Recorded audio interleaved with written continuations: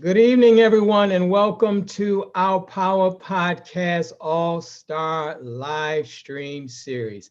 I am your co-host slash moderator, Brother Bedford, and we want to welcome you and thank you over and over again for sharing with us your most valuable resource, your most valuable asset, and that is your time. And we're going to do our best. In fact, I know we're going to deliver tonight with my brother Andy on in terms of reciprocating and giving you value for your time. You're not only going to get value, you're going to get energy, you're going to get motivation, you're going to get stimulation. So I'm extremely excited about tonight because it is just the medicine that we need in this critical hour. So what I need you to do, go ahead and tell us where you're from, your name, where you're from in the comments below right here on George Fraser's page. If you're on YouTube watching this, we need you to go ahead and subscribe to the channel. So hit that subscribe button. And then I also need you to follow George Fraser's fan page. And when you subscribe and when you follow the fan page, you get notified when we have our upcoming podcast. You don't have to worry about not missing anything. You'll get notifications. So make sure you subscribe to the YouTube channel over at Fraser Nation. And we want you to go ahead and follow George Fraser's fan page. The other way that you can get notified is go to www.newblackpower.com. Give us your name and email, and then that way I can send you an email to keep you up to date with our upcoming podcast, as well as keep you informed about our previous podcasts. Because a lot of people who have been missing them, and they're surprised when I send them the replays or I point them to the page where they can absorb the previous podcast. We've had the best and brightest of Black America. I mean, we've had Les Brown, Lisa Nichols, Dr. Dennis Kimbrough, you call the roll. We've had them and we haven't slowed down. And tonight we have our brother, Andy Henriquez. The other thing that I want you to do is go ahead and pull out your calendar real quick and just mark down Saturday. A lot of you have been inquiring about the different ways that you can take your knowledge and use this time to write your books and things like this. So we have Sheree Robbins coming on Saturday night to help you with writing your book. So if you got questions, you need some tips, some strategies on how to do that right now, make sure you mark that on your calendar and join us this Saturday at 7 o'clock. The last thing that I need you to do before we get to rocking and rolling with Dr. Fraser and Andy tonight is that I need you to share this page. I need you to go ahead and invite your family and friends. Tell them we got some good news going on over on George Fraser's fan page. We're live and in living color with Dr. George C. Fraser and Andy Henriquez. All right, so go ahead and share it, put it in the groups, put it on your page, and make sure that everyone is tuning in. Now, with that said, here's what I want to say to you.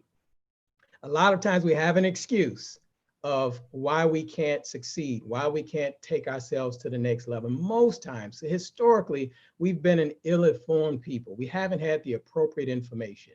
And so tonight we know that you're going to be informed. We've been working diligently to make sure that you've been getting information that can help you to better your life, better the life of your family, and of course, start and grow and scale your business. We've been doing that part. So information, we want to make sure that you're not lacking in that. We're not going to shortchange you on providing the information. And of course, Dr. Fraser has been at the forefront of providing us information, not just in the arena of networking and effective relationships, but financial literacy and building wealth. I mean, he's just been a wealth of information for myself.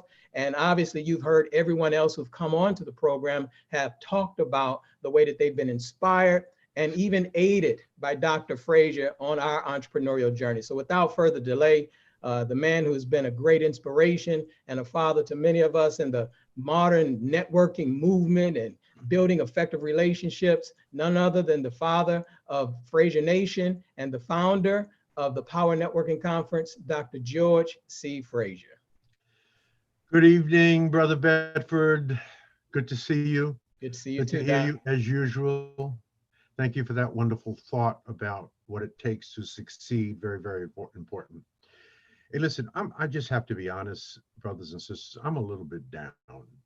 I really am. I mean, I have actually enjoyed the pandemic because of the freedom of thought that has given me to go within myself, for deep introspection, to create and to innovate and to create new ideas and new ways for us to learn. I'm a little bit down because, of course, the incident in Minneapolis, and then the breaking news today that the police officer who killed George Floyd, a guy by the name of Derek Chauvin, is actually a white supremacist. There are pictures of him with "Make White Great Again" cap on, that red cap, not "Make America Great," that looks like that cap, but it says "Make White Great Again." There's pictures of him at 3 or 4 different Donald Trump rallies, on the stage, being greeted and hugged by Donald Trump. These are the kind of people that support him. And it came out that he has killed several people and have gotten away with it. And that's why he thought he could get away with killing a brother in plain sight. And so I'm a little bit depressed, and I can't think of anybody better to have on in this moment than Andy Henriquez. I mean, this brother is a powerhouse. He's a motivator, but he's a great storyteller, and he motivates through his stories, and I love him for that. He's a dynamo. He's one of the top storytellers, I think, in the world. You're going to find that out in the next few minutes. I want to do him right, and I want to give him a proper introduction. He's sitting there with a beautiful smile on his face. I wish I could buy that smile, all teeth, just wonderful. And just his smile will lighten you up and brighten you up. But, and you'll see him in a moment. If you can't see him now, typically these cameras are focused on the person that is talking, which as it should be.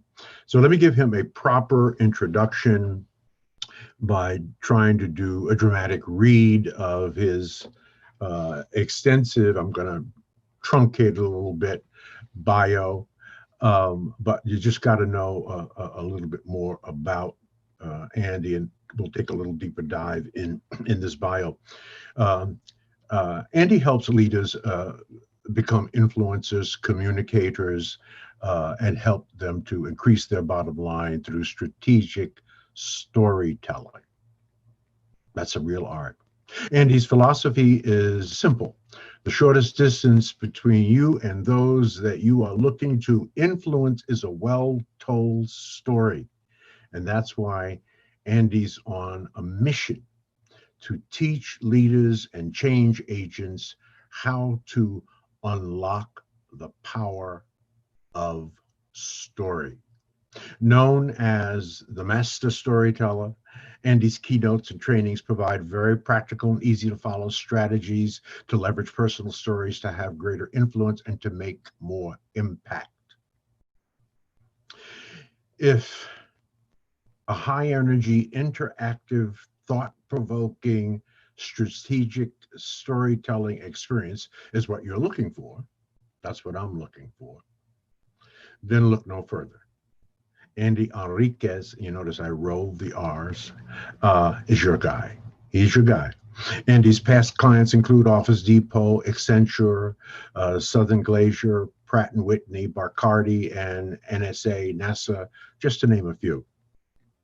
Andy's audience have described their time with him as game-changing, eye-opening, the best we've seen. That's a quote, by the way, and off the chart energy. I've been on the same stage, and I'm just glad I went before Andy. I did not want to have to follow that level of energy. Andy's captivating storytelling keynotes and interactive trainings have a common thread. They empower audiences to tap into the underutilized art of storytelling and help them to increase influence, connection, engagement with storytelling. That's number one.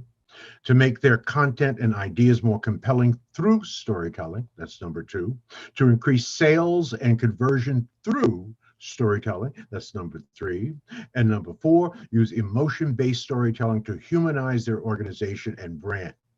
And number five, inspire change and action in others through strategic storytelling. Andy is also the author of the life-changing book, Show Up for Your Life.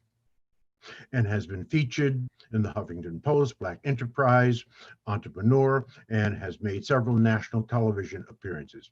Now, Andy has a diverse background, and I'm going to close with this paragraph, and experience that give him a special ability to relate to all audiences.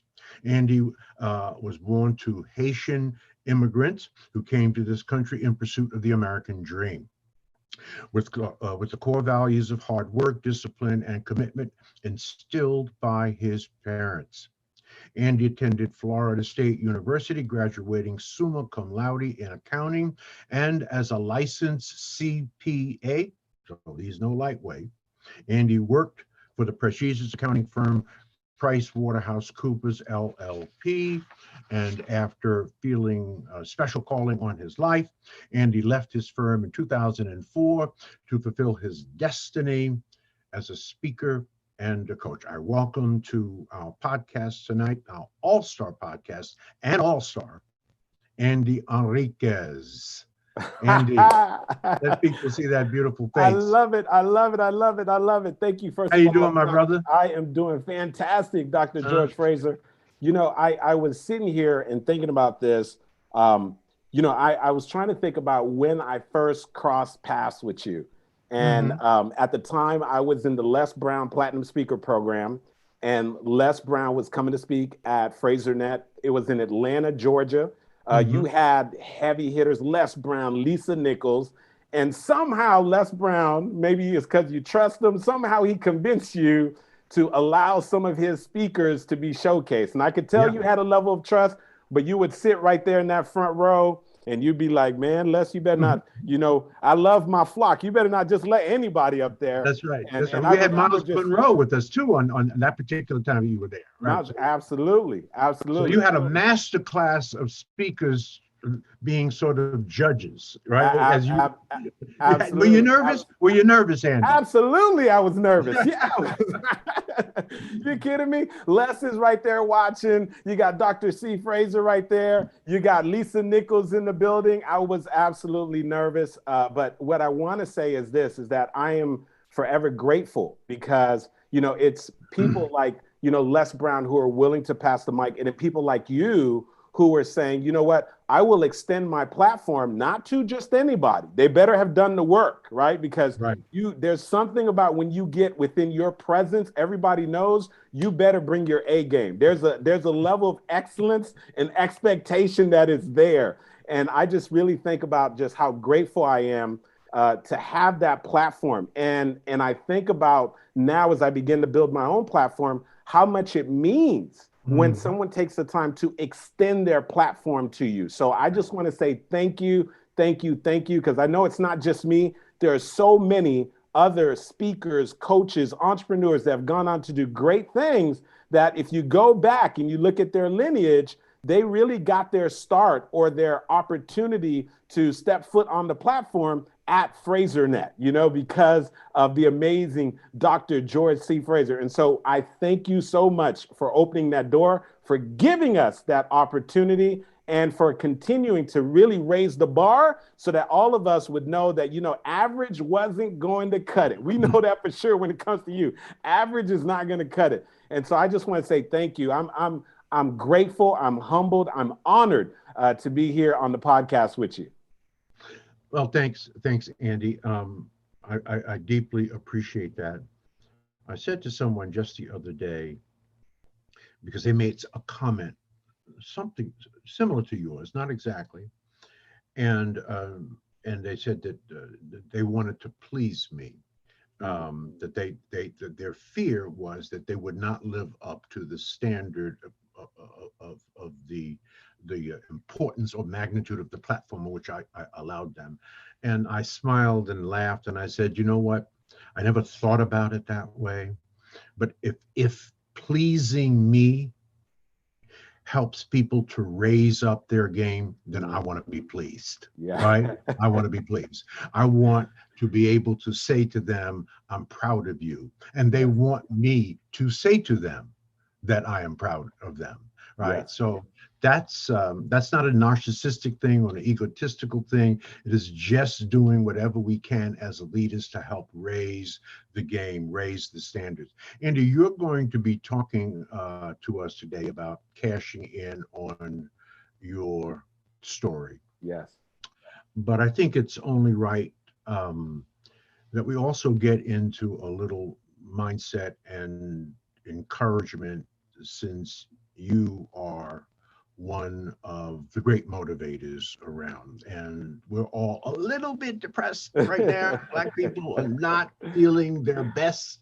Yeah. And so, whatever you nuggets you want to give us, whatever you want to say to us to help us get through this period, we would really appreciate it. Yeah, yeah. You know, one of the things I would say is, and for those of you that will eventually be watching the replay of this, there's a lot going on right now, right? So right now we're in the midst of the coronavirus, COVID-19. So whether you're watching this in the future, just so I can let you know what time frame we're having this discussion. And not only that, but we're in the middle of Corona-19. But in addition to that, we have people whose businesses are plummeting or they're trying to adjust and pivot. We've got people who've been laid off from their jobs and possibly trying to find a way to really get some firm footing again, trying to figure out what direction they're going to go in. They're in the household with their loved ones, which at first seemed like a great thing, but now they're starting to get on each other's nerves and they're trying to figure out like I love y'all, but this is getting a little bit out of control right now, right? And then on top of that, we are in a world that's very divisive right now. In a world where there's a lot of sort of hatred and judgment and, you know, a lot of tension, right? And so I think that now more than ever, whether you're an entrepreneur, whether you are working a corporate job, whether you are a stay-at-home mom, I think that now more than ever, you've got to take every thought captive, right? And so there's actually a verse we talk about taking every thought captive, but I want to share something with you because I need you to get this and I want you to remember this, and you'll say that I heard Andy share this on the podcast. And here's what I want to remind you. Just because you have a thought, I know there's a lot going on right now. And the reality of it is you probably have a whole lot of thoughts that are going on through your mind that are probably not serving you. Like we just know this, right? There's been the National Research Foundation that said, listen, the majority of our thoughts, over 70% of them are negative. But this is what I want to tell you. Just because you have a thought, it does not mean that you have to keep the thought. In other words, you can make the decision to boom, hit it back. Now, let me tell you what I mean by that. During the summers, I used to go as a teenager, I used to head out to California to go visit one of my cousins. And at the time, her husband was a tennis player. I mean, this guy was a pretty good tennis player. Me being a teenager, being in the household, he needed somebody to play with. So he'd come home, he'd say, listen, man, grab the tennis racket, come with me, let's go to the tennis court. And so I'd get out there at the tennis court with him. He was so much better than I was, and I was just learning the game. And after a while, all the balls would end up on my side of the court. Now, Dr. Fraser, I'm gonna tell you right now, when I would look at all those balls on my side of the court, I used to get so frustrated. And I would attach a story as I was looking at those balls, like, man, I'm not good. He's so much better than I am. And he could sense my frustration. Like I was borderline ready to like leave, to give up. And then he told me, come here. He said, come here. And I walked up to the net and he said, listen, man, he said, I want you to take a deep breath. And he said, all I want you to do is every time the ball comes on your side of the court, I want you to boom, hit it back. He said, listen, just calm down and just focus on every time the ball comes on your side of the court, boom, hit it back. Now, here's what I want to tell you. I know that there's a lot going on in your mind right now. I know that there's a lot of negative thoughts going on with the economy, in your business, the things, the current events, what we're seeing happening right now with George Floyd. There are a lot of things that are penetrating your mind. But what I want to remind you is that as those negative thoughts are coming your way, as those balls are landing on your side of the court, just because you have a thought doesn't mean that you have to keep the thought. You can make the decision to boom, hit it back. And so next time you have one of those thoughts that's telling you, I can't do it right now, I'm not going to succeed in my business, I'm going to have to pivot, like I don't know where I'm going to get my income from, I'm going to have to let go of employees, I don't know if I could recreate myself, I don't know if I could pivot, all these things that are going on through your mind, or I'm just so frustrated, what kind of world are we living in? These thoughts, as they're stacking up, I want to remind you, just because you have a thought doesn't mean that you have to keep the thought. You can make a decision at any moment to boom, hit it back. So now, Every time those thoughts come up, I want you to remember that you're on this podcast. And as those thoughts are coming in, I want you to examine every thought and just make a decision. Is this thought going to help me to accomplish my goals and my dreams? Is this thought depleting my energy or adding energy? And if it's not serving you, if it's depleting your energy, I want you to do the one thing that is across the board, one of the number one things that influencers do, amazing folks do. They also have negative thoughts, but they examine those thoughts and then they, boom, hit it back. So that's something I want to share with you. And I hope that you take that to mind. There's one more thing that I do want to share with you. I believe that now more than ever, that we need to reconsider everything. And this is what I mean by reconsider everything. You need to be asking yourself, especially if right now you're being challenged in your business, you're being challenged in your career, you're being challenged in your household, you're being challenged in any area in your life. You need to reconsider for a moment, like, why are you doing this? In other words, I want you to figure out right now, what's your green couch? Now, Dr. Fraser, you might be sitting over there thinking right now, where's Andy going with this? What's your green couch? Brother Bedford, you might be saying, what is Andy talking about? You might be listening to me right now and say, what's your green couch? Matter of fact, do me a favor right now, in the comment section, put green couch, because I'm gonna tell you what the green couch is. So one of my very good buddies, played in the NFL for 8 years, Dr. Fraser. He played in the NFL for 8 years. I never thought much of it because his NFL career was before he and I became very good friends. Until one day I'm sitting down in front of the television, and then I end up seeing this statistic, Dr. Fraser, and here's what they said. They said that less than 1% of the high school football players, the collegiate football players that have a desire to make it to the NFL, less than 1% make it to the NFL. Now, all of a sudden, I started to look at my friend a little differently, because I'm starting to think to myself, like, how did he become part of the 1%? Now, I just want you to think about 1% of anything. Think about being 1% in your industry, being in the top 1% in your business, being in the top 1% in your company. Being 1% anything is really, really impressive. So Dr. Fraser, my friend, he's a little bigger than me, so I didn't want to upset him, right? So the next time I saw him, I went up to him and I said, look, man, hey, I don't want to disrespect you, my friend, but I got to ask you a question. I said, how did you make it to the NFL? I mean, you're not the strongest guy, no. You're not the fastest guy, no. Like, how did you do it? And he was like, oh, you really want to know? And I was like, yeah, I'm not trying to offend you. He's like, oh, you really want? I say, yes. So he came by my house, Dr. Fraser, and then he picked me up and he drove me to a neighborhood in Hollywood, Florida, known as Carver Ranches.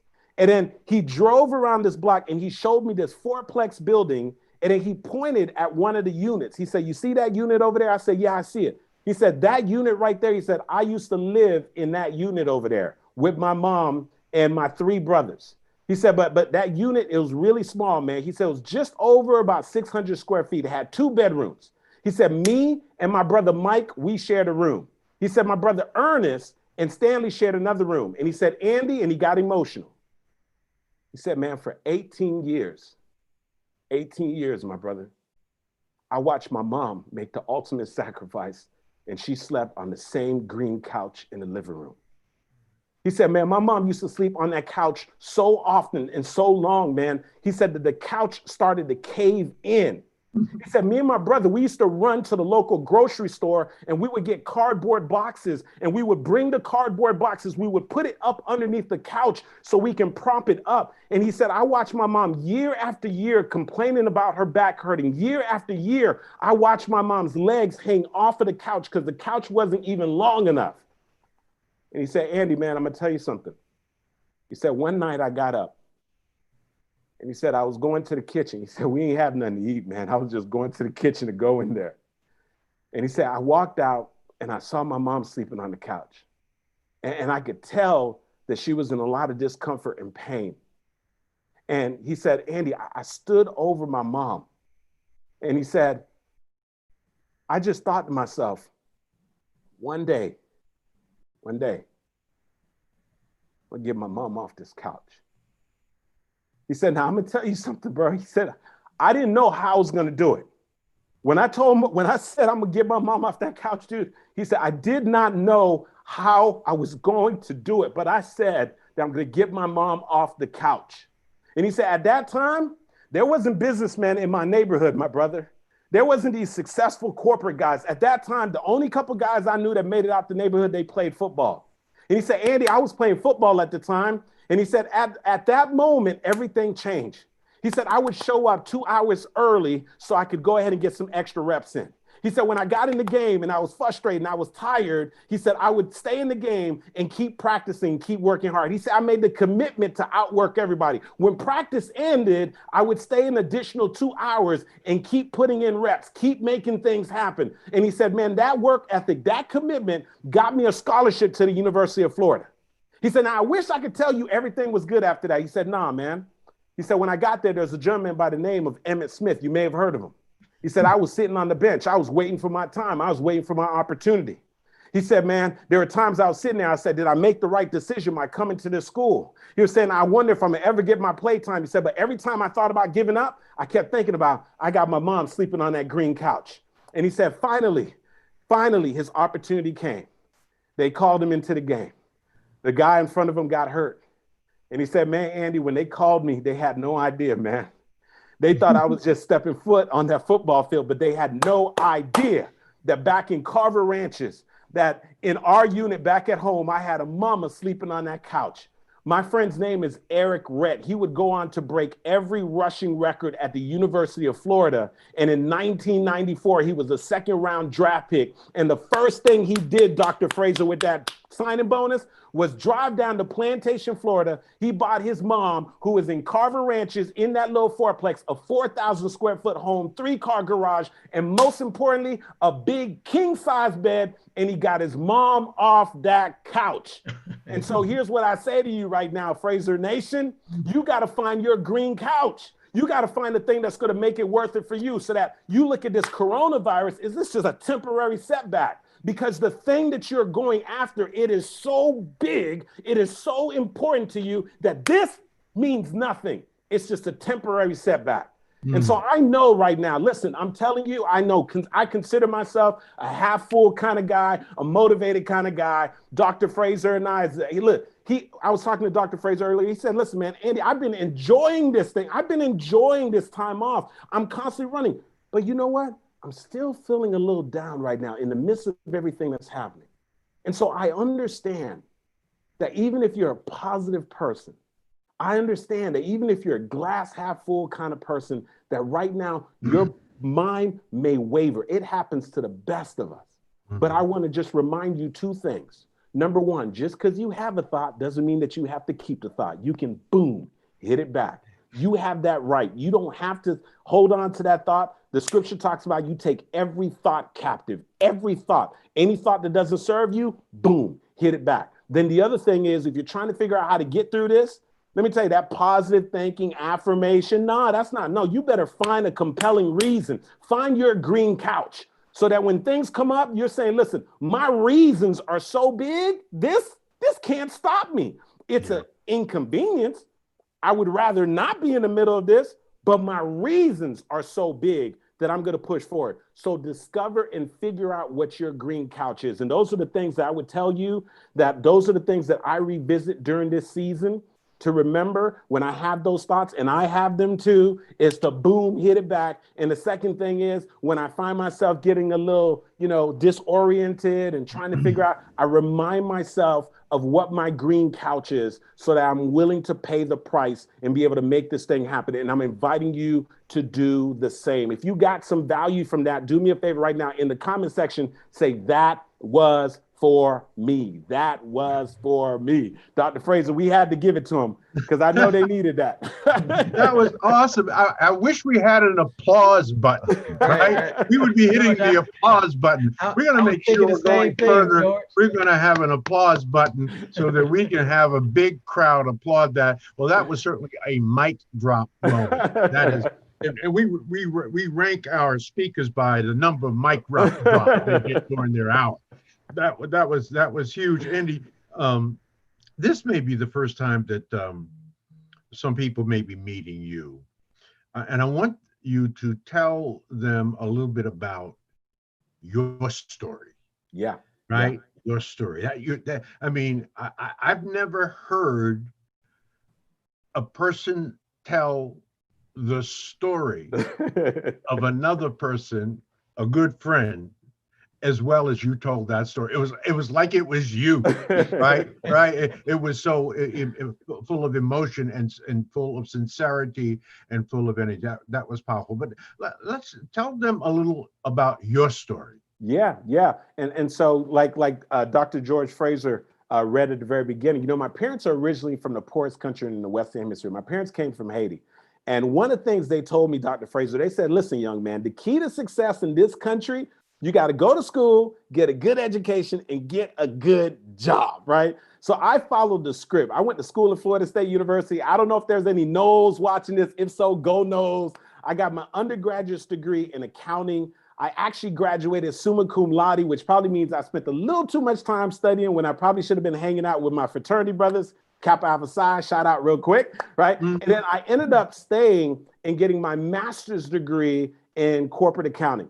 And while I was in the master's program, a group of us, we were insane. We said, hey, in the middle of us getting our master's, let's go ahead and study for the CPA exam. And so I studied for the CPA exam, took the CPA exam, and actually passed the CPA exam. And I was so grateful for that. And I ended up landing a job, one of the big four public accounting firms, a company by the name of PricewaterhouseCoopers. Now, here's what the crazy thing is. Here I am. I followed the script, all right? Undergraduate degree, summa cum laude, master's, corporate accounting, CPA license, followed the script. And now here I am, I'm working with this amazing company. I got every reason to do well, but yet and still, I feel as if my life is following a basic routine. And let me tell you what I mean by that. I feel like I'm waking up every day to the sound of an alarm clock. I'm jumping out of my bed. I'm getting into my car. I'm fighting traffic to get to a place in which I knew that something inside of me was saying, there's gotta be more than this. Now, for those of you tuning in right now, I don't care if it was a career, a relationship, a set of circumstances. How many of you have ever been at a place in your life where you said to yourself, there has got to be more than this? Do me a favor in the chat, put me too, me too, me too, like if you've ever been there. And so Dr. Fraser, for a year and a half, I thought about taking a chance on myself. For a year and a half, I thought about becoming an entrepreneur. I thought about becoming a speaker. And Dr. Fraser, this is what I did for a year and a half. I would talk myself into it and then talk myself right back out of it, right? And so I'd be like, come on, brother, you can be an entrepreneur. You hit it back. Yeah, I hit it back, right? Every time I thought I was going to do it, Brother Bedford, I'd be like, come on, brother, you could do it. You're going to become an entrepreneur. You're going to become this speaker. You're going to become this coach. And then on the other hand, I'd be like, yeah, but you did spend a lot of time getting your undergraduate degree. Man, you did do a lot of studying to get your master's. Man, you know how hard you studied for that CPA exam? And your mom, my mom's got that accent, Dr. Fraser, she's always telling folks, oh, my son, he's the CPA. He worked for the big company, PricewaterhouseCoopers, So my mom was so proud, Dr. Fraser. So it was like so hard for me to decide to take that chance. And then after a year and a half, it was December of 2004 that became my defining moment. Kevin Costner, in one of his movies called Tin Cup, Dr. Fraser, here's what he said. He said, when the defining moment comes, either you define the moment or the moment defines you. And so either you define the moment, you decide that you're going to stretch, you're going to grow. I believe that right now we're in the middle of a defining moment, right? Mm-hmm. And so during this moment, you got to decide whether you are going to put your life on pause or whether or not you're going to pivot.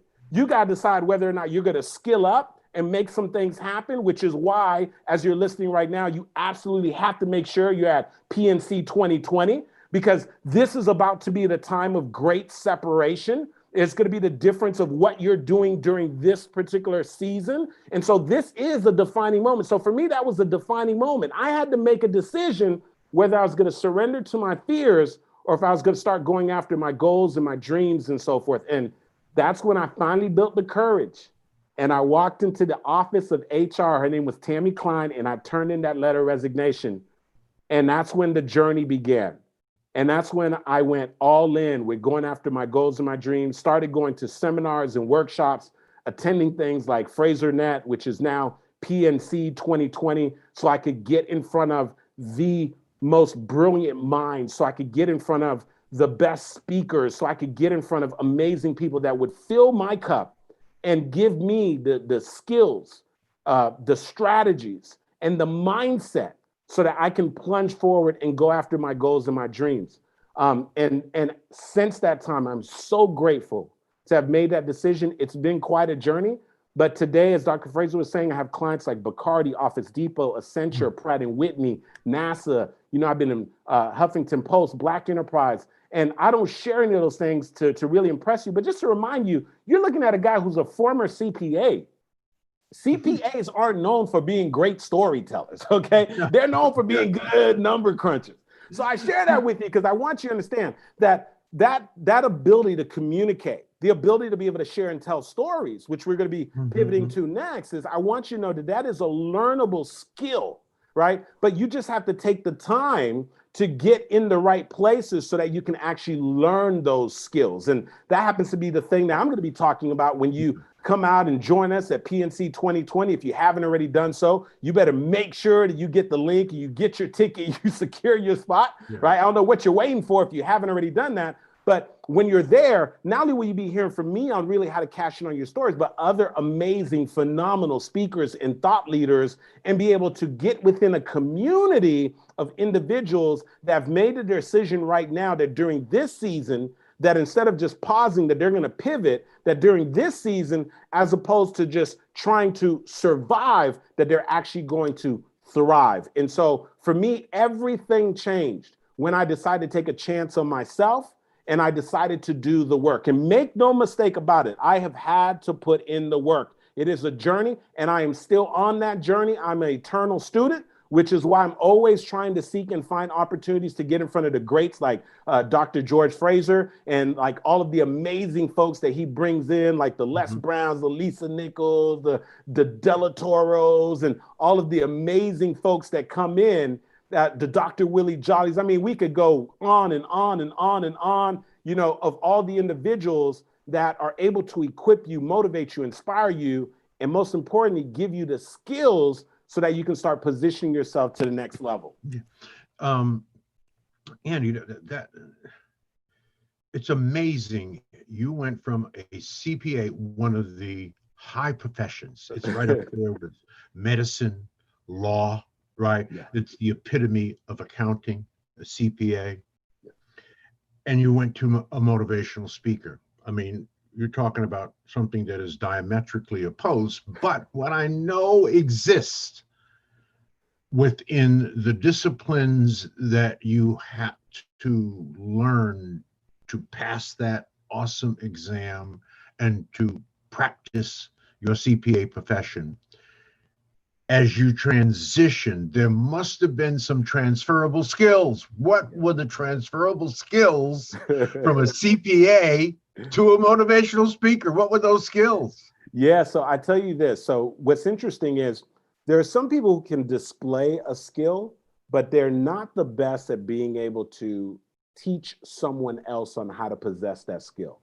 So one of the things that I'm so grateful for is having that sort of accounting analytical mind caused me to study at a level that most other people don't study at. And that's just the way that I am built, right? You know, highly analytical and also really big on preparation and going deep. And the beautiful thing is, once I decided to make the pivot and really got into speaking and then making the decision that I was going to niche down and specifically to help people to learn how to be able to construct and develop stories, the unique thing that was transferable, Dr. Fraser, was that analytical part of my brain actually would take stories apart and then figure out how do you actually construct and put a story together. So what appeared like magic to everybody else, and everybody else is just being sort of like entertained by the skill set, my brain was sort of saying, okay, how is he doing this? Or how is she doing this? Okay, I got it.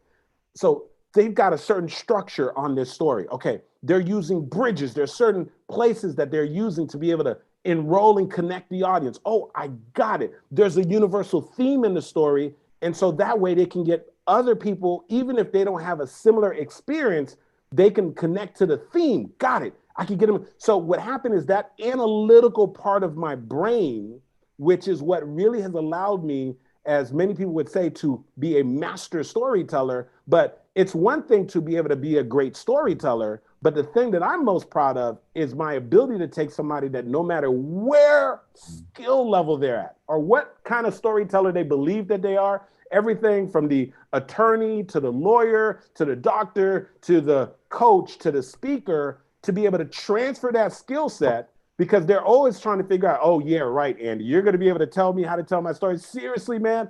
And that analytical process, I've developed a system and a process to be able to construct stories and to very quickly be able to identify what shouldn't be in the story, what needs to be in the story, where do things go to be able to construct a story, and how to be able to drive and deliver the point. And I so analyze it that now it is so overly simplified that many of my students, they're always like baffled. They'll just tell a story and I'll listen and then I redo their story and they'll be like, what? How did he do that? And the reason why is just, it's that analytical mind, and then the repetition, the reps over the years of just looking at stories, deconstructing stories, telling stories, looking at stories, deconstructing stories, and telling stories. And one of the things that I want to make sure that we share tonight is that one of the things that we talked about was that we want to show people how not to just tell stories, right? And I want to make sure that you guys understand that there's a clear distinction. The way that you tell your stories to your friends and your family members, that is not what we are talking about tonight. I want to make sure you understand that. Let me clarify something for you. Your friends, your family members, they love you. Do you get that? Your friends and family members, they love you, so they extend something called grace. Matter of fact, you also extend grace to your family members. Let me tell you what I'm talking about. You've been on the phone before with a friend or a family member.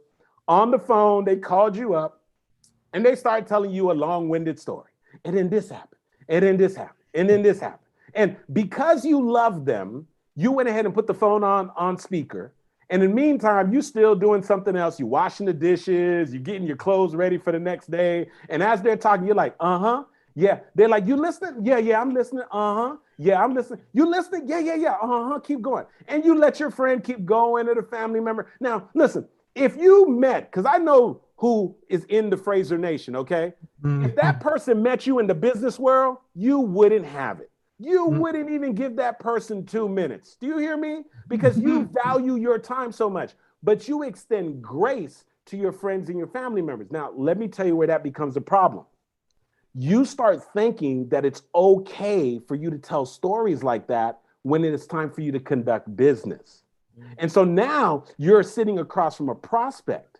Now you're sitting across from an audience. Now you have an opportunity to be able to enroll and engage people, and you're still telling the story the way that you tell it to friends and family members, which is typically in chronological order, chronological sequence, saying, and this happened, and this happened, and this happened. And so what happens is strangers, prospects, cold market, they're going to be with you for the first couple seconds. They may even give you all of 45 seconds to a minute. After that, they're making a determination. Am I going to keep listening, or am I going to go ahead and start looking on my cell phone? Am I going to keep listening, or am I going to start jotting down some notes? We've all been at conferences, right? When you saw someone speaking, they had your attention, someone else, you start texting, you start taking notes on something else, you start looking around the room and so forth. They've lost you. And so what we need to learn to do as entrepreneurs, as influencers, as professionals, is learning how to use stories strategically as a tool so that we can be able to have more influence, and so that we can attract more opportunities, and so that we get better at enrollment. I'm telling you right now, especially in this environment, with the fact that many of us are not able to meet in person, just you flipping open your laptop and start talking to the camera is not necessarily going to convert. You're not necessarily going to be able to hold people. You have to be able to get attention, keep attention, and then be able to convert them, right? So simply looking at camera and just start talking to people and not knowing how to effectively enroll, not knowing how to use stories, not knowing how to properly engage, not knowing how to convert, that is hurting you. And there's a prime opportunity. The average people on Zoom per day was 10 million people prior to what we're currently experiencing right now. The average number of people on Zoom is 200 million people. Facebook Lives have increased by 50%. Instagram Lives has increased by 50%. That means that now you have opportunity to speak to more people, but it also means that there are more people trying to talk to those people, right? Which means that you've got to be able to separate yourself. And so you got to be able to connect and hold people at an entirely different level. So that's why, Dr. Fraser, I want to make sure that before our time is up, that I at least let them know the 5 stories that they got to develop so that they can be able to bring in an additional 6 figures into their business, and so that they can leverage those stories so that ultimately they have more conversion. Well, why don't we do that right now? Right. Let's do it. It's already 7:45. I mean, the time just blows by when you're thoroughly engaged by a person. So why don't you get into the 5 now? So I'll do it right now. So I'm going to break down. So to understand why strategic storytelling is so important in those 5 stories that we need. Why don't you do that? Exactly. So here's what I want you to do right now. If you're a note taker, right? My friend Trevor Ott said the note takers are money makers. So go ahead and get a piece of paper, write the word solve going down vertically on a piece of paper. That's like this, not like that. That's horizontal, that's vertical. Write the word solve going down a piece of paper, SOLVE, right? Now, why am I using the word solve? The reason why I'm using the word solve is because I believe that these stories solve most of the challenges that entrepreneurs face when it comes to them being able to get engagement, when it comes to them being able to connect with people, when it comes to them being able to actually convert people. The first type of story that you need is the S. We refer to that as a signature story. I want you to write that down. That is called a signature story. Every major influencer in every category, everything from a pastor to a television personality to people who are politicians, every major influencer has what we refer to as a signature story. I'm a disciple of Les Brown, so I'm going to go ahead and pick on Les Brown for a moment. So Les Brown has been my mentor for over a decade. And if you've ever heard of Les Brown, at some point you should have heard his signature story. You should have heard at some point he talks about being born in an abandoned building down in Miami, Florida, being labeled educably mentally retarded. You probably heard of Lisa Nichols, right? That would be the story. If you think about Lisa Nichols, it'll be the story of her talking about going to the ATM machine, not having enough money to be able to get the money out of the ATM machine, having to get a cloth and wipe it around her son and saying, no matter what, right? Joel Osteen, pastor, right? His signature story would be at one point he was the cameraman, and then, at one point his father passed away, he went from being the cameraman. What's a signature story? A signature story is nothing more than a story that you leverage so that you can be able to attract your ideal customer and client, or get your ideal customer and client to feel a connection with you. Now, why do we want to do that? Well, the reason why we want to do that is because we know this. We've heard this over and over again. People love to do business with people that they know, like, and trust. So you've got to connect before you sell. We're in an environment where people are constantly trying to sell prior to making any level of connection. So the reason why we always start off with sharing some form of our story is so that we can build some level of connection between us, the prospects, and the audience. Why? Because that is going to set up everything else that we're looking to do as the influencer, as the entrepreneur, as the speaker, as the coach, as the entrepreneur, period. You've got to make sure that you connect first through the signature story. That means every great salesperson, every great orator, when they get in front of a cold audience, they're going to find a way to put a piece of their story so that they can build that connection. That's what the signature story is. Now, the next type of story that you need is what we refer to as an offer story. That's what the O is, the offer story. Listen, if you are an entrepreneur, if you're a speaker, if you're a coach, you better be making offers. You better have something that you are trying to sell, all right? There's got to be something that you're selling to make some type of an economical exchange, right? Now, here's what I want you to understand. Most of us, when it is time to make that offer, we get caught up with trying to describe our product and our service. So the best analogy would perhaps be that we are actually trying to sell the plane, right, as opposed to selling the destination. When you get on an aircraft, you don't really care about what the thread count is on that aircraft's carpet. You don't really care about what the material, the seats are that you're sitting in. And unless you really, really care about airplanes, you probably don't even care about what kind of engine it is, the wingspan and all that stuff. The only thing you really care about is getting to your destination. Here's where we drop the ball oftentimes as entrepreneurs and influencers. We're trying to sell something and we start trying to sell the airplane.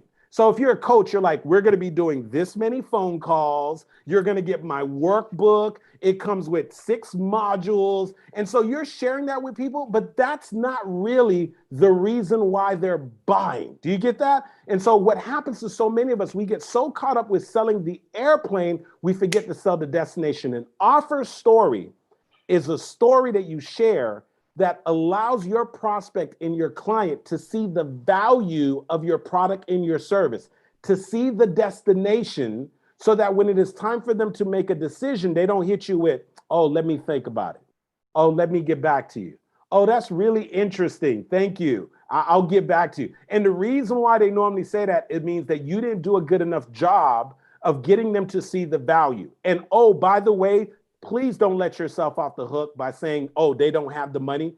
Trust and believe. They may not have bought what you offered, but if you had an ability to follow them, I guarantee you that money still find a way to circulate. They just didn't buy what you were offering.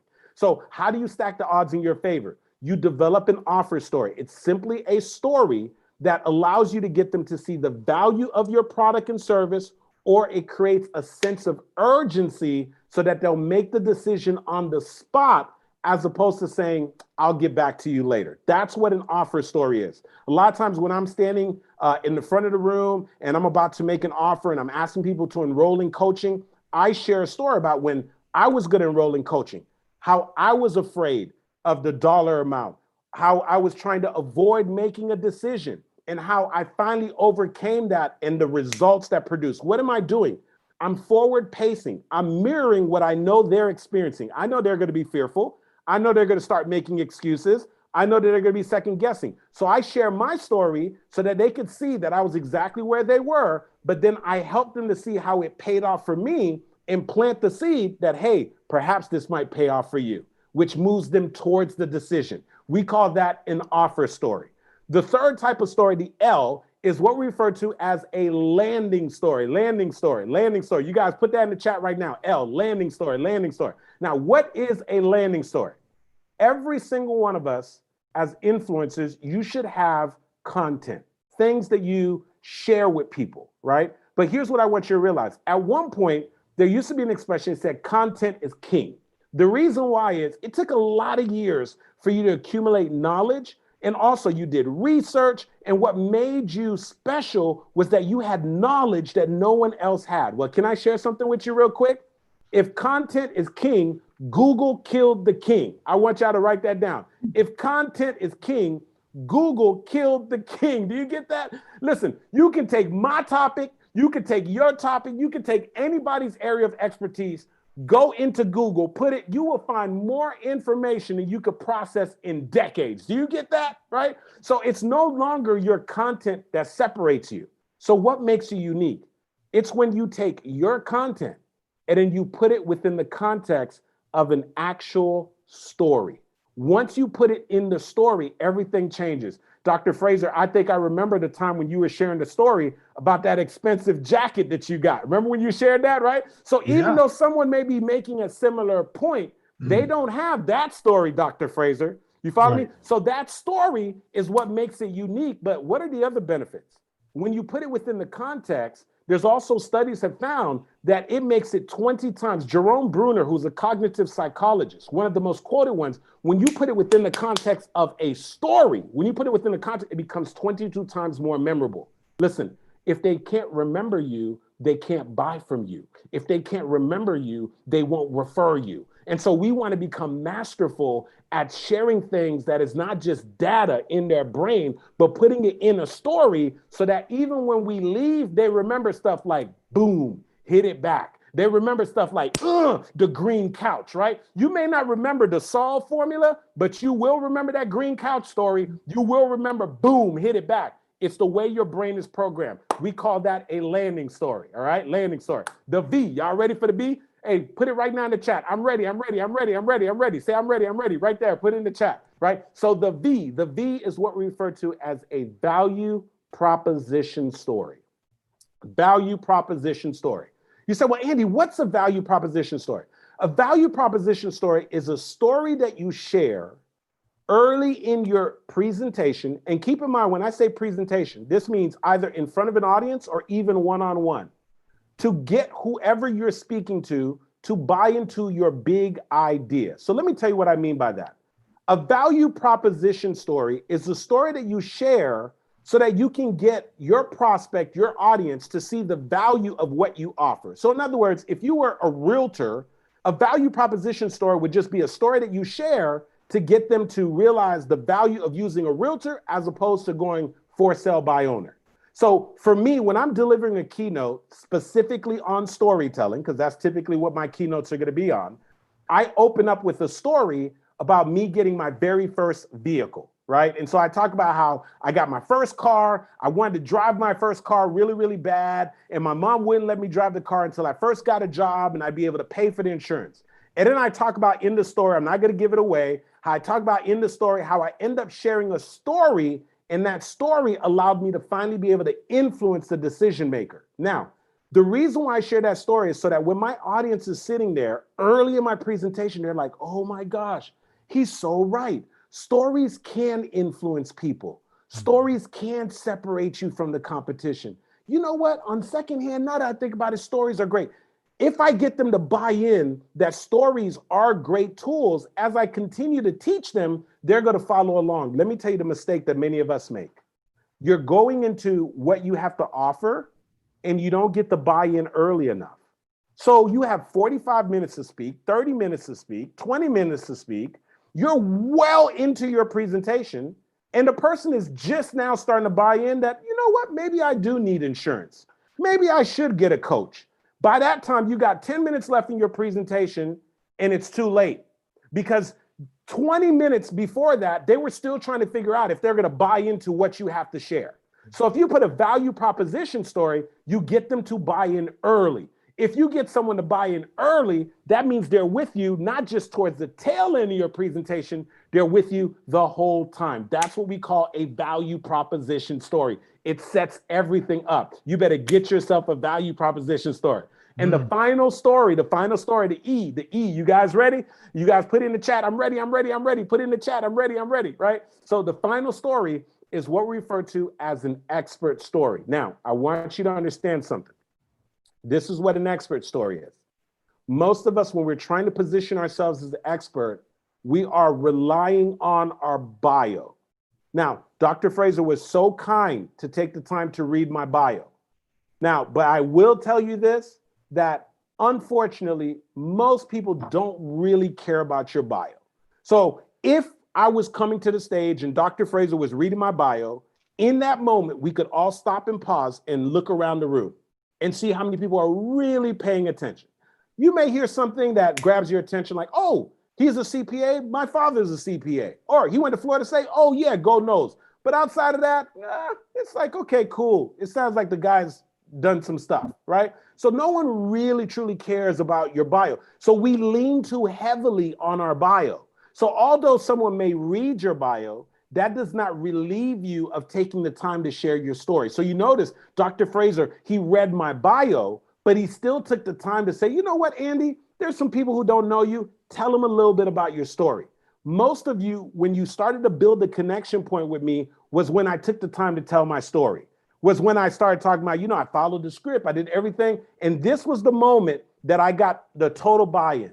When I said, and I got to the point where I said, there's gotta be more than this. Because guess what? Every single one of us has been at a place in our life where we said, there's gotta be more than this. So right. An expert story is nothing more than a story that you share that the audience comes to the conclusion themselves that you are the expert rather than you telling them that you're the expert. Which one do you think is more effective? You telling someone that you're an expert, or they coming to the conclusion themselves that you are the expert? We know the answer to that all day long. It is way better if they make the decision that you are the expert rather than you telling them that you're the expert. Stop telling people that you're the expert and display your expertise and use a story to display your expertise. It is going to completely change your level of enrollment and your engagement. Those are the 5 stories that you need to develop when you come to PNC 2020 and you get the opportunity to join me in my session. We go jump in to the #1 money maker in that, which is that signature story. You got to build out all 5. But I tell you, if you said, Andy, I got to build out all 5, but which one do I start with? I'm telling you right now, I started off with that signature story. One story about my mom. And I learned how to tell that story. And I'm not going to share it right now, but you can put Andy Henriquez Gold Cast if you haven't seen it. It's approaching 4 million views. I started off with one story, Dr. Fraser, and I would tell that story over and over again. I put that story on a CD. I was selling that story for $20, Brother Bedford. I was selling that CD for $20. I ordered them. I was selling CDs. When I sold my first 1,000 CDs, I thought I was the man. I made $20,000 selling CDs. And I got really good at sharing that story. And then I started to create a little bit of a following. Then I took that story and I put it in a book. I called Les Brown. Les Brown wrote the foreword. Wrote that story, put it in a book, got people like Office Depot to buy 600 copies, Bacardi to buy 400 copies. Then I learned how to put that story with a couple other stories. Started getting paid for keynotes, $500, $1,000, $5,000, $10,000, $15,000, $20,000, $25,000 with the same story. Until this day, guess what? People find that Goldcast videos like, what an amazing story. I've been telling that story for 10 years. So if you ask me, how often should you tell that story? I'm going to tell you over and over and over again. That Goldcast video has done nothing but validated what I've been preaching for the past 10 years, which is you better learn how to tell a story. And when you know how to tell the story, you better tell that thing over and over and over again. And one of the things I always say, Dr. Fraser, is are you okay with telling a story over and over and over again if you will also get paid when?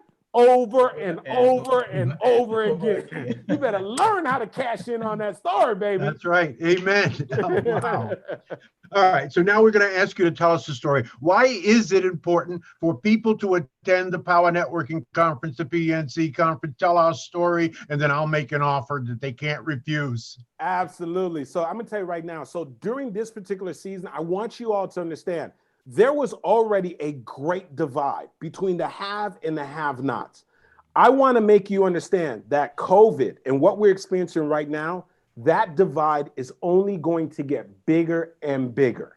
And so if you don't want to get left behind, this is the time that you need to not be laying dormant, but rather this is the time that you need to, what we like to refer to as skill up. You need to increase your capacity. I heard Dr. C. Fraser say before that there's not a lack of opportunity, rather there's a lack of capacity. And the way that you increase your capacity is by putting yourself in the presence of other people who have accomplished some things that perhaps that you haven't, that have the expertise that you do not have, and to also make sure that you're putting yourself within the presence of other people that help you to increase your personal identity level. And so I want you to understand carefully, listen to me.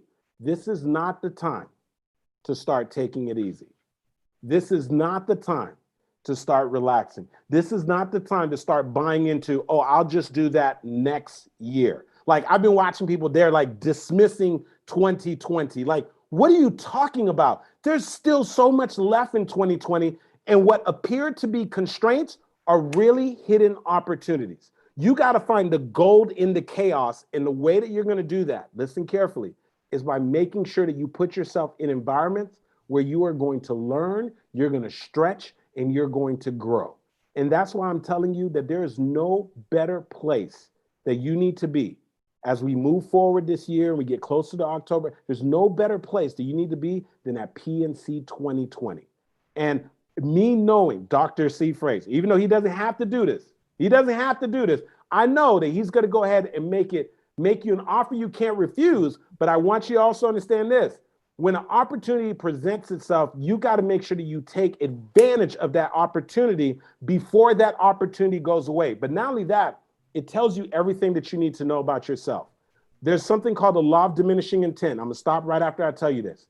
If you intend to do something and you don't do it, the longer that you take to do it, the greater the likelihood that you won't do it. So if you're saying to yourself, you know what, I've been tuning in on the podcast. I've been watching Dr. George C. Fraser talk to some other folks. And yeah, I'm going to go to the PNC 2020 conference. I'm going to do it. I want to make you understand is the more times you say you're going to do it and you don't click the button, open up the webpage, get your credit card and buy your seat so that you're actually committed, the greater the likelihood you're not going to do it. So I am pleading with you that if you want to create a shift, if you don't want to get left behind, that you want to take immediate action, not next week, not tomorrow, like the moment that Dr. Fraser tells you how you can do this, get your seat. And when you do, I can't wait to see you there. Wow. You know, he tells the Power Networking conference story. And I've been doing this for 19 years, right? 19 years. We sell it out every year. But I just love the way you frame that story. It is you told it really like only Andy Henriquez could tell it. Now you can teach this stuff. See, not only can you tell a great story, you can teach people how to tell a great story. You know, the great example I use all the time around doing but not being able to teach is Michael Jordan. Michael Jordan, the greatest basketball player to have ever played the game, right? Mm-hmm. But he would fire himself as a coach on a team that he owned because he couldn't teach the game, right? But Phil Jackson, who was a pretty good player, but not near Michael Jordan, right, has 11 rings for coaching, right? So because you can do it doesn't mean that you can teach it, right? Yeah. Andy Henriquez can teach it. He'll be at the Power Networking Conference. He is doing a Power Talk, which is our version of a TED Talk. So only the best and brightest get those season spots. And he will be doing a workshop. So you can get to meet him up close and personal. You want to meet this brother. He comes to the conference. He stays at the conference. He loves on you. You can, I guess with COVID-19, I don't know what's going to happen because we have a sort of a lovey-feely kind of thing we do at our conference at the end of the conference. But we might have to adjust that a little bit this year. But be there October 14th through the 17th in Houston, Texas at the Hilton of America. So let me make you an offer. It's good for the first 5 people that raise their hand and say yes, because this is a crazy offer. And so I have been told that I have to limit the offer when we do it on the podcast. Well, adult registration for the conference, if you go to the website, powernetworkingconference.com, is $1,495, $1,500, one adult. We encourage you to bring a young person 17 to 25. We should not be conferencing, sitting at the feet of masters like Andy and not coaching our children and exposing them to this Black excellence, right? Because we're all about Black excellence. That's really what the conference is about. It's removing you from wherever you are to excellence, from excellence to exceptionalism, right? When you finish with us, we want you to be gangster. And by the way, we've redefined the word gangster. Gangster no longer means, for Power Networking Conference attendees, glorification of thug life. It means Black exceptionalism. So if I roll up on you, or Andy rolls up on you, or Brother Bedford rolls up on you, and after you've done something or said something and say to you, gangster, baby, gangster, that means that was Black exceptional. All right, that was Black exceptionalism. So we're going to take you from excellence to exceptionalism. We're going to take you from, if you're average, to excellence, because that's the base to be a citizen in our nation. So one adult, one student. A student is $800. An adult is $1,500. You add them together, that's $2,300. We're going to take $1,900 off of that for the first 5 people and give it to you for $399. $399, right? It costs us more than that to feed you, brothers and sisters. This is a special offer for the first 5 smartest people. Now, you can't get it going on the website. You got to come to me. So you got to email me at gfraser@frasernet.com. That's gfraser@frasernet.com. That's F-R-A-S as in Sam, E-R. You got to say in the subject line, I'm in. That's all I need to know. Then in the body of the email, put your full name and your cell number. Put your full name and your cell number. Some people don't put their cell number. I just roll by them and go to the next person because I got to be able to hit it on my phone and call you directly. Put your full name and your cell number, right? The first 5 people, gfraser@frasernet.com, right? $399. It's an incredible offer, and please do it as quickly as you can because we fill those spots very, very, very, very quickly. So that's our story tonight. I want to leave the final thoughts, as I always do, to our guest. And then, of course, we're going to hear from Brother Bedford. Brother Bedford, I don't know if you have anything burning that you want to say, if there's a burning question out there. We're a little bit over time, but that's okay. Brother Bedford, and then Andy. Nothing burning, Dr. Fraser. Just want to say to Andy, you know, every time I listen to Andy, he just waters my spirit. I mean, I've been listening to him for years, and every time he speaks, again, the way that he constructs a story, the emotion that he attaches to it. And you said it best, Dr. Fraser. He not only taught it tonight, he was the best example of story after story after story. So I did have a question about that. Maybe you can touch on it real quick, Andy, because I'm curious as to how you select your stories, because you go back and you use people in your life. How do you determine what's a good story to build on? That's the question. And then I also want you to give your website. I know people want to come to the conference and see, and of course they're going to go see the Gold Coast, but please let people know in the interim how they can get in contact with you or follow you. Absolutely. So I appreciate that. So that's the old question, Brother Bedford, that they ask. What comes first, the chicken or the egg? And so what they mean by that is, what comes first? Do I have a good story and then I try to go find a point, or do I have a good point and I try to go find a story? So I would say that for most people who are trying to be strategic, the way that I come up with the stories is just trying to figure out what's the point that I want to make, and then what would be a really great story to help me to make that point. So I normally have to marinate on it. So I'm thinking, hey, the point that I want to make is you got to find a compelling why. Everybody else is just going to tell you, find a why, find a reason, and that's repetitive. We get it, find a why. But how do I get it to really stick? And I go through my mental database. What's been the best depiction of what a why is? And then that's when it's like, oh, I remember that moment when Eric drove me over to the house. He was filled with emotion. He was telling me, and I could visualize that green couch. And that was a casual conversation, and it stuck with me. And I said, if it stuck with me like that, what if I could use that to drive the point of just telling the why? So that's what I say. I say, figure out the point that you want to make, go through your mental database, and you'll be surprised. Stories that you didn't even think you would use, that if you think about it now and say, there's a point that I want to make, and you go through your mental database, you'll be surprised at the stories. Now, when those stories come up, write them down, because they're like slippery fish. They'll get away from you. You better write it down, and then you got to go back and start crafting them and start putting in the work. For those of you that want to connect with me, please do so. The best way is probably going to be on social media. On IG, I'm at Show Up For Your Life. On everything else, I'm at Andy Henriquez. So if you connect with me on Facebook, on LinkedIn, on Twitter, I'm at Andy Henriquez. If you're on IG, I'm at Show Up For Your Life. So that'll be the best way for us to go ahead and stay connected. And, you know, we're talking about, you know, just final words. I think that, you know, with all of you being here, like, there's no coincidence as to why you decide to show up, why you tune into a podcast like this. The reason why you show up is because you're built to grow. Like, you don't subscribe to just being at a place in your life where you're just sort of stuck and you're like, that's it, right? It's the only kind of people that listen to podcasts like this. It's the only people who are attracted to people like Dr. George Fraser, right? It's people who are ready to get to that next level. So I want you to just sort of give yourself credit. You know, for us who are overachievers, we're constantly beating ourselves up, and you might be really difficult on yourself, especially during this season. Things have pivot. Maybe you're not as productive. Things aren't working out, but give yourself a little bit of grace and understand that, you know, although I heard someone say this the other day, one of my students said that someone gave them this advice. And here's what the guy told me. He said, you write down your goals in pencil, but you write the vision in pen. And so what it means is that during this season, yes, some of the plans and so forth, they can get adjusted, right?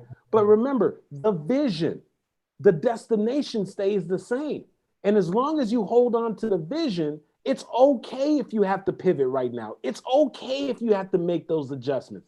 It's going to be okay. Just hold on to the vision. And you better bring that vision with you at PNC 2020. So you better make sure you email Dr. George C. Fraser and be one of the first 5. Remember, if you don't make sure you put in your name and your telephone number, he's just going to scroll on to the next person. But that is a phenomenal deal for you to get the opportunity to be able to attend the PNC 2020 instead of you spending a couple of $1,000s, but for you to spend less than $400 to be in that company and to have that experience. Like, that is something you want to take immediate action on. And I'm looking forward to seeing you there.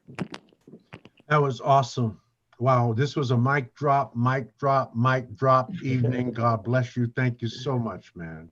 Brother Bedford, I don't think it gets any better than that. We've had some outstanding brothers and sisters, and you're right in there with them. I mean, God bless you. Thank you for giving us your time, Brother Bedford. As usual, you got my back, and I appreciate you. I love you for that.